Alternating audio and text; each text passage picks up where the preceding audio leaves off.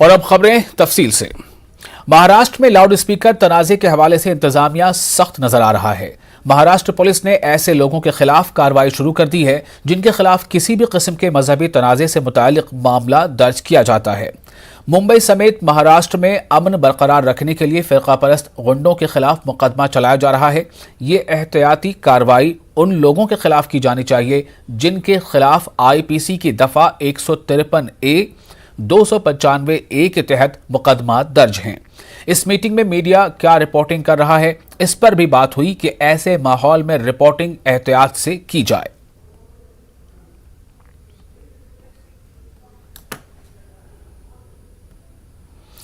और इस खबर पर मजीद जानकारी के लिए हमारे साथ मौजूद हैं प्रशांत, हमारे नुमाइंदे। प्रशांत, इस बारे में और क्या अहम जानकारी मिल रही है? किस तरह की कार्रवाई होगी? ये कार्रवाई किए जाने का मकसद क्या है? प्रशांत जी बिल्कुल, देखिए पिछले कई दिनों से हम देख रहे हैं कि मुंबई समेत पूरे महाराष्ट्र में लाउड स्पीकर को लेकर के कहीं ना कहीं राजनीतिक जो सरगर्मियां हैं काफी शर्मा चुकी है। उसी बात को ध्यान में रखते हुए कल जो है होम मिनिस्टर और साथ ही साथ मुख्यमंत्री उद्धव ठाकरे इनकी बैठक हुई, जहां पर यह फैसला लिया गया कि अगर किसी भी धार्मिक स्थल पर लाउड स्पीकर लगाना है तो 3 मई के बाद से उन्हें लिखित परमिशन जो है उनके नजदीकी जो पुलिस। प्रशांत, आपकी आवाज हमें बहुत कम मिल पा रही है जी। जो नजदीकी पुलिस स्टेशन होगा वहां से जो है लिखित तौर पर जो है इन्हें जो है परमिशन लेनी होगी। जी हाँ। और उसी बात को लेकर ध्यान में रखते हुए डीजी महाराष्ट्र के रजनीश सेठ ने आज तमाम पुलिस अधिकारियों के साथ बैठक की है और उस बैठक में कई गाइडलाइंस जारी की हैं। लेकिन सबसे महत्वपूर्ण गाइडलाइंस जो सामने आई मैं आपको बता दूं, इसमें साफ तौर पर यह कहा गया है कि धार्मिक विवादों को लेकर, बयानों को लेकर के उन लोगों को प्रिवेंटिव एक्शन लेकर के पहले ही गिरफ्तार कर लिया जाए ताकि वो भड़काऊ भाषण या भड़काऊ कोई चीज जो है समाज में पैदा न कर पाए। और यही वजह है कि धारा 153A और धारा 295A के तहत जिनके खिलाफ मामले पहले से दर्ज है उन्हें जो है पहले से ही हिरासत में लिया जाएगा। ये सबसे महत्वपूर्ण फैसला जो है लिया गया है। और वहीं दूसरे हैंड पे हम आप देखें तो कहीं ना कहीं मीडिया का कई इम्पोर्टेंट रोल होता है समाज के लिए। तो ऐसे में मीडिया किस तरह से खबरों को चला रही है, जिस तरह से मन से अलग अलग तरीके के बयान दे रहे हैं, क्या उसमें कुछ और निचोड़ निकाल कर मीडिया कोई और एंगल देने की कोशिश कर रही क्या, इस पर भी ध्यान देने के लिए सख्त हिदायत जो है सभी पुलिस स्टेशन को दे दी गई है। बहरहाल अब देखना होगा कि जैसे जैसे दिन चढ़ेगा, क्योंकि 3 मई को जो है उसके बाद से जिस तरह के राज ठाकरे ने एकदम ओपन चैलेंज अगर कहा जाए तो उसमें दो राय नहीं होगी। उन्होंने साफ तौर पर कहा है कि 3 तारीख के बाद से जो है तमाम मंदिरों में जो है वहां पर आरती की जाएंगी और स्पीकर्स लगाए जाएंगे अगर जो मस्जिदों के बाहर स्पीकर्स लगाए गए हैं उसे नहीं हटाया गया। तो बहरहाल ये मुंबई और महाराष्ट्र तमाम पुलिसों के लिए बड़ी चुनौती है। एक सवाल प्रशांत यहाँ पर ये है, जो आपने बताया कि 153A और 295A के तहत मुकदमा जिन पर दर्ज हैं उन्हें क्या हिरासत में लिया जाएगा? मतलब कब से, आज से ही ये कार्रवाई शुरू हो जाएगी या वो भी 3 मई के बाद से होगी? देखिए कई ऐसे गाइडलाइंस हैं जिसे विस्तार रूप से अभी तक एक्सप्लेन नहीं किया गया है, क्योंकि रजनीश सेठ के साथ साथ तमाम मुंबई पुलिस के अधिकारियों की बैठक अभी भी जारी है। जी हाँ। लेकिन खास तौर पर यह हिदायत दिया गया है कि अभी रिसेंटली या फिर उसके बाद बात की जाए कि साल में चलते चलते कई ऐसे जगह थे जहां पर जब रैलियां की जाती है, सभा की जाती है तो भड़काऊ भाषण दिए जाते हैं। और खास करके ये भी ज्यादा जरूरी है क्योंकि जिस तरह से राज ठाकरे ने कहा है कि आने वाले दिनों में सभा भी लेंगे, तो क्या ऐसे में राज ठाकरे अगर भड़काऊ भाषण देते हैं या बयान देते हैं तो क्या उन पर भी ये कार्रवाई लागू होगा? आप समझिए कि ये एक बहुत अहम सवाल है जो आपने यहाँ पर उठाया है प्रशांत। मैं आपका शुक्रिया अदा करना चाहूंगा तमाम जानकारी के लिए। तो प्रशांत पांडे हमें इस बारे में मजीद जानकारी दे रहे थे कि पुलिस किस तरह से वहां पर जो है एक्टिव नजर आ रही है और किस तरह की गाइडलाइन वहां पर जारी की गई है। आगे बढ़ते हैं, अहम खबर जो इसी से जुड़ी है कि MNS यानी महाराष्ट्र नवनिर्माण सेना जो राज ठाकरे की पार्टी है। एमएनएस शनाख्त की सियासत पर तेजी से आगे बढ़ रही है। इसने मस्जिदों से लाउडस्पीकर हटाने के लिए 3 मई की डेडलाइन दी है। अब 3 मई को इसने पूरी रियासत में महा आरती का इनेकाद करने का फैसला किया है। एमएनएस की मीटिंग में आज यह तय किया गया है कि हर मंदिर में महा आरती का एहतमाम 3 मई को किया जाएगा। इसके साथ साथ मीटिंग में 1 मई को औरंगाबाद में पार्टी की रैली और राज ठाकरे के अयोध्या दौरे के हवाले से भी हिकमत अमली वज़ा की गई है।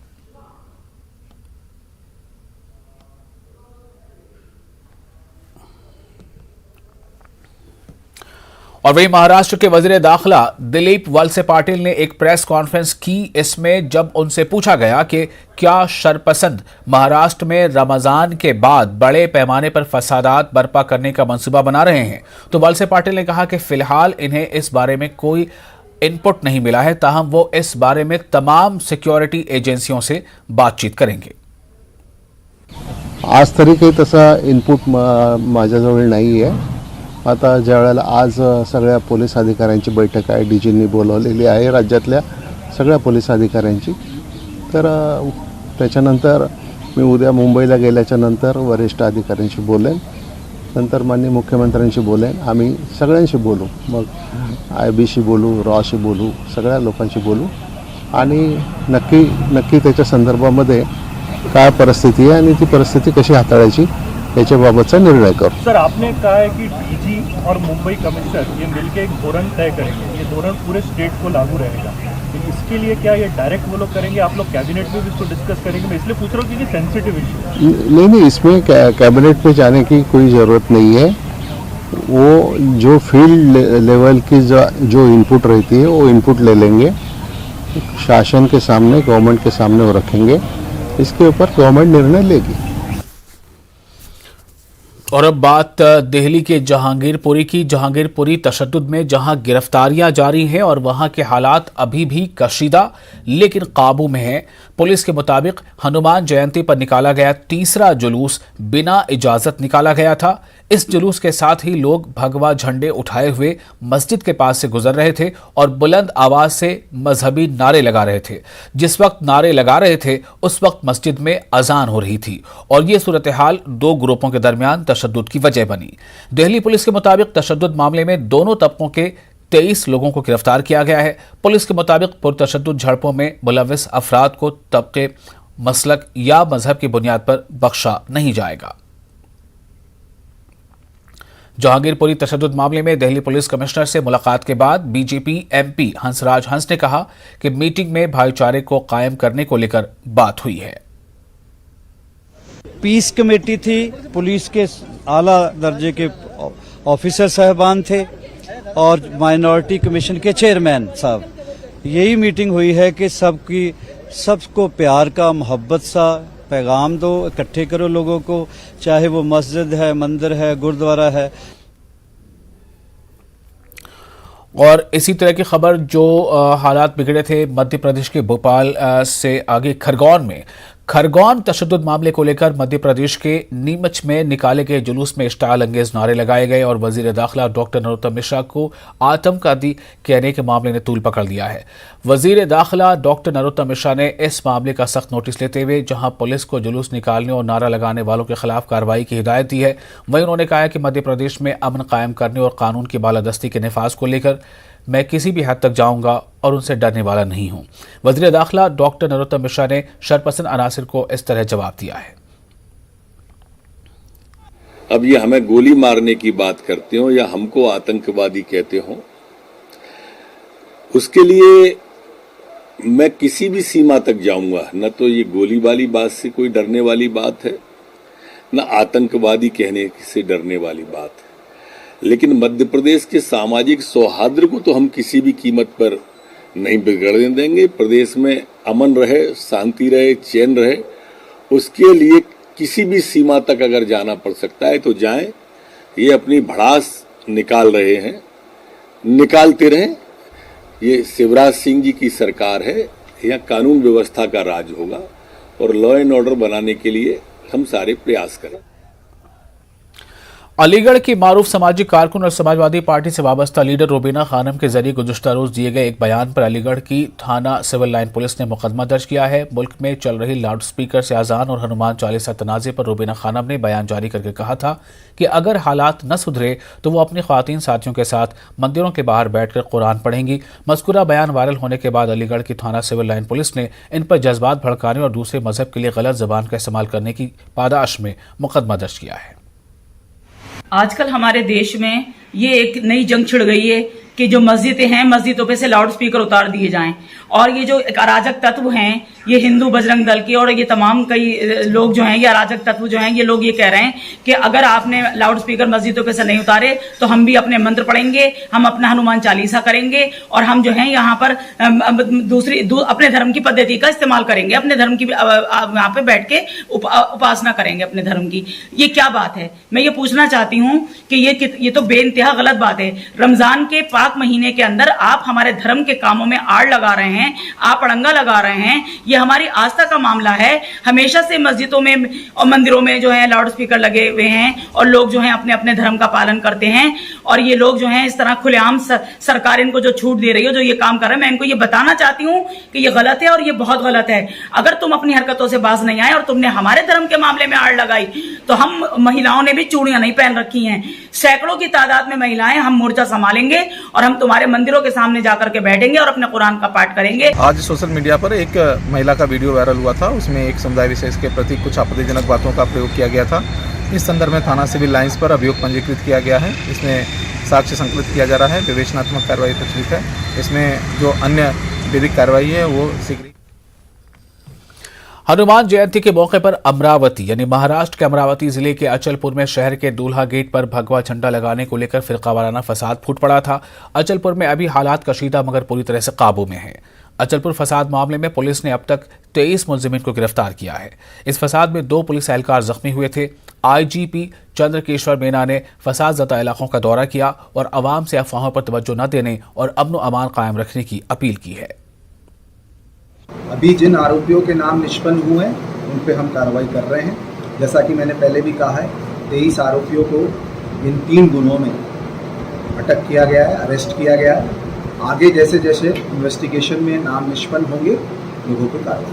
मेरा ये कहना है कि ऑलरेडी हमारी संचारबंदी लागू है धारा 144 के अंतर्गत। यदि आपने देखा होगा तो तहसीलदार अचलपुर के आदेश से 144 सीआरपीसी में सोशल मीडिया पर भी हमने पाबंदी लाई है और इस पे नज़र रखने के लिए हमारा साइबर सेल दक्ष पुलिस स्टेशन लेवल पर भी अलर्ट्स हैं और सभी ग्रुप एडमिन्स को हमने दिशा निर्देश दिए हैं कि ऐसी कोई सी ही इंफॉर्मेशन या फेक न्यूज़ ना चलाएं जिसके वजह से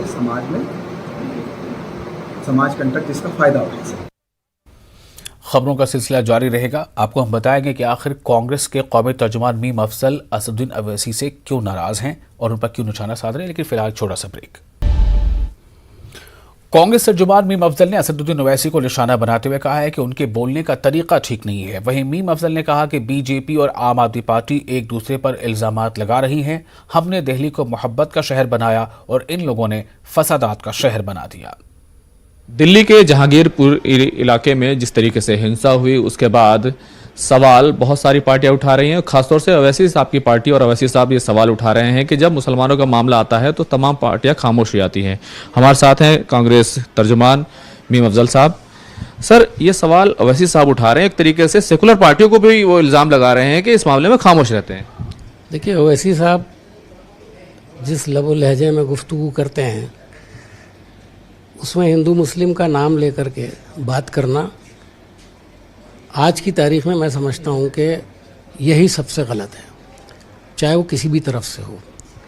सियासी पार्टियों को इसका लिहाज रखना चाहिए। लेकिन जिस तरीके से जहांगीरपुरी में दिल्ली में ही जो मामला हुआ उसमें उनका कहना है कि मुसलमानों को ज़्यादा पकड़ा गया, हिंदुओं को कम पकड़ा गया, बहुत सारे लोग हथियार लेकर आए थे। ये एक बड़ा सवाल है।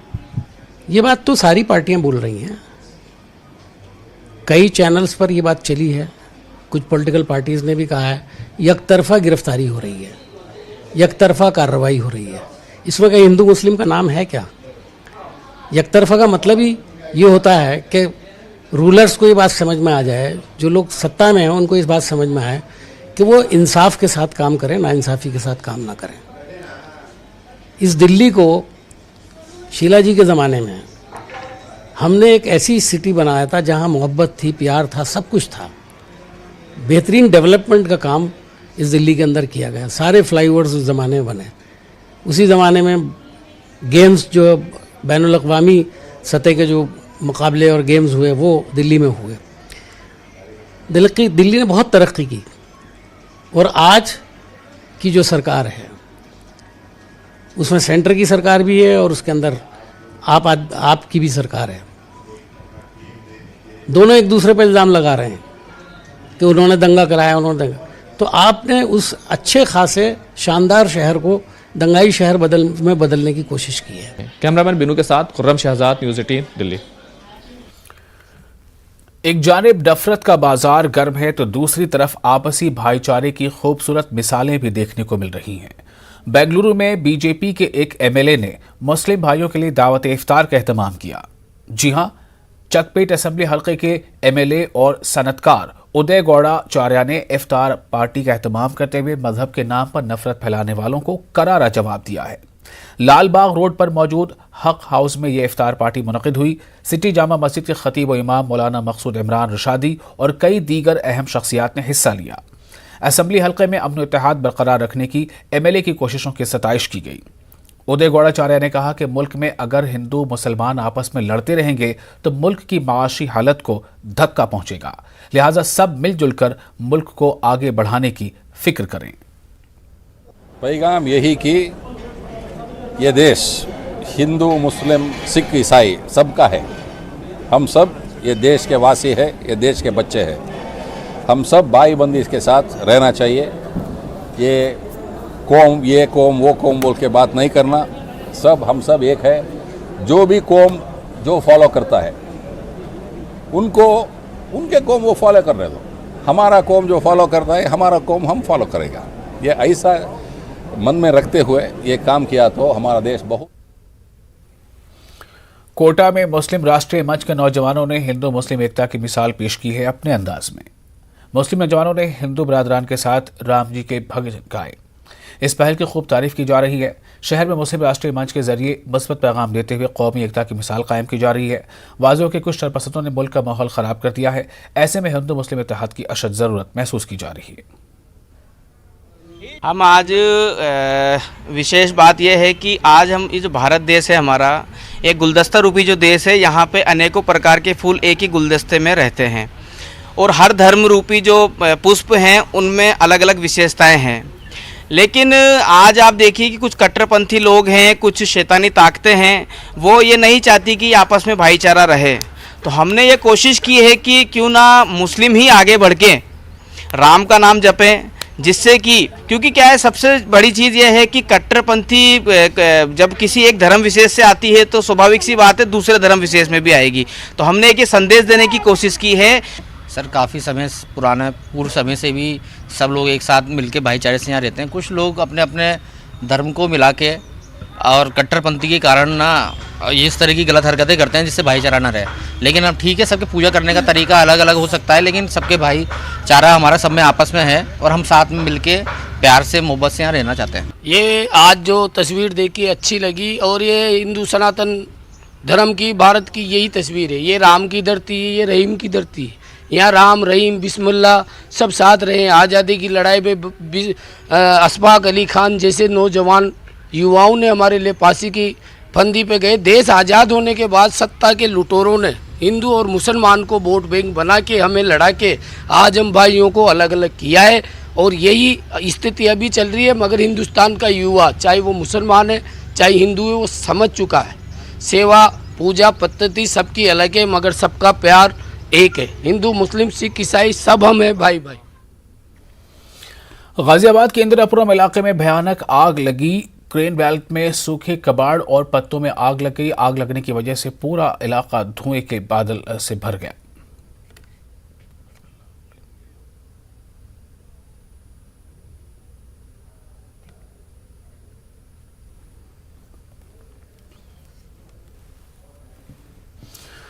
तलाक याफ्ता मुस्लिम ख़वातीन को भी गुजारा भत्ता का हक है। इलाहाबाद हाईकोर्ट की लखनऊ बेंच ने ये फैसला सुनाया है। 2008 में जस्टिस करुणावेश सिंह ने एक मुस्लिम खातून की दरख्वास्त पर यह फैसला सुनाया। इस हवाले से खातून समाजी कारकुन और all India Muslim women personal law board के सदर इशरत अंबर का क्या कुछ कहना है, आइए आपको सुनाते। इलाहाबाद हाईकोर्ट का फैसला जो आया है, प्रतापगढ़ का एक याचिका दाखिल की गई थी जिसमें लड़की के लिए तलाकशुदा लड़की ने कहा था कि हमारा तलाक हो गया, हमारा शौहर उसके खर्चा उठाए, तो ये जस्टिस नहीं हुआ क्योंकि इस्लाम के कानून के हिसाब से लड़की पैदा होते ही बाप की जायदाद से हकदार हो जाती है। उसको फाइनेंशियली मजबूत करने के लिए ये कानून है कि पैदा होते ही बाप की जायदाद से उसको हक मिल जाए।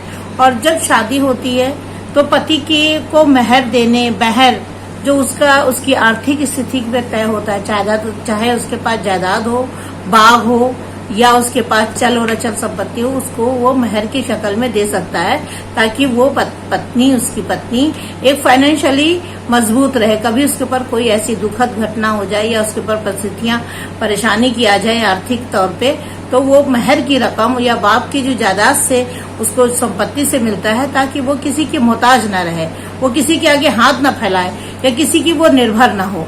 तो ये है। और रहा ये जो कोर्ट का फैसला आया है कि पति जब तक दूसरी शादी ना हो जाए तब तक पति उसका जो पैसा देता रहे, तो ये न्याय नहीं होगा, ये जस्टिस नहीं होगा। और आइए नजर डालते हैं क्रिप्टो की समझ पर।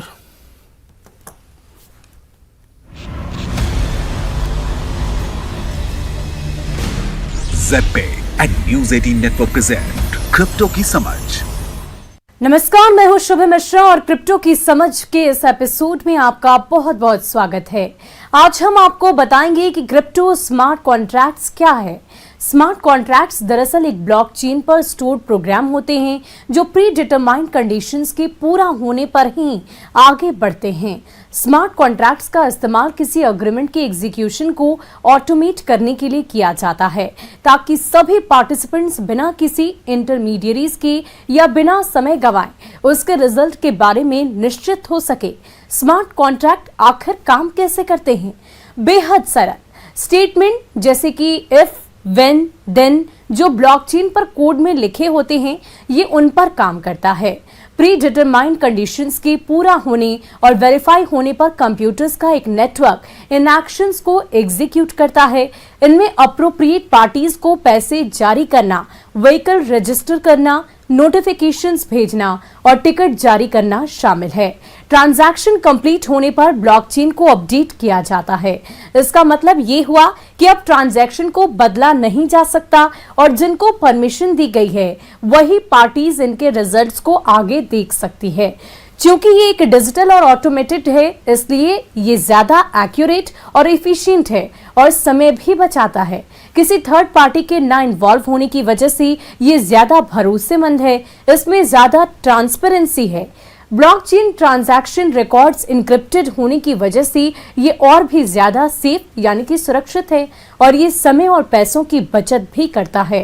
तो आज के लिए बस इतना ही। Good bye.